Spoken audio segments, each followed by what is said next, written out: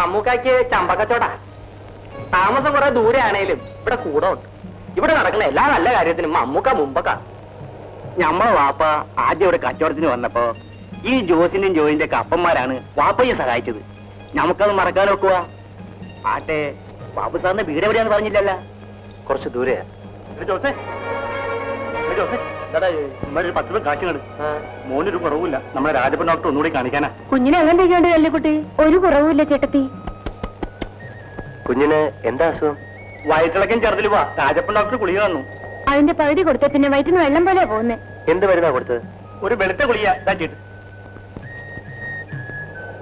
ഞാനൊരു മരുന്നിനെ കുറിച്ച് തരാം, മേടിച്ചു കൊടുക്കാം. സംശയിക്കണ്ട, മേടിച്ചു കൊടുത്തത്. ജോസേ, ഇച്ചിരി കടലാസം പെൻസിൽ തന്നെ. പേരുകുട്ടി, ഒരു കടലാസം പെൻസിലിംഗ് എടുത്താൽ. കുഞ്ഞിനെ ഇങ്ങോട്ട് തന്നേരെ. അല്ല, സാറിന് മരുന്ന് കുടിക്കാൻ അറിയാവാ?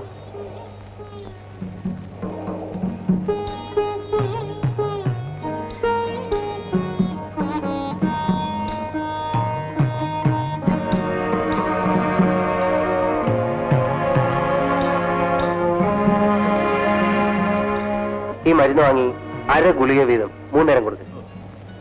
കാശ് വേണ്ട? അത് ഞാൻ മറന്നു. മോനെന്ത് പറ്റിയടാ?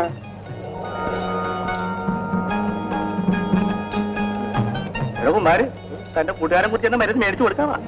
കണ്ടിട്ട് ഏതാണ്ടൊക്കെ അറിയാവുന്ന ആളല്ല തോന്നണേ.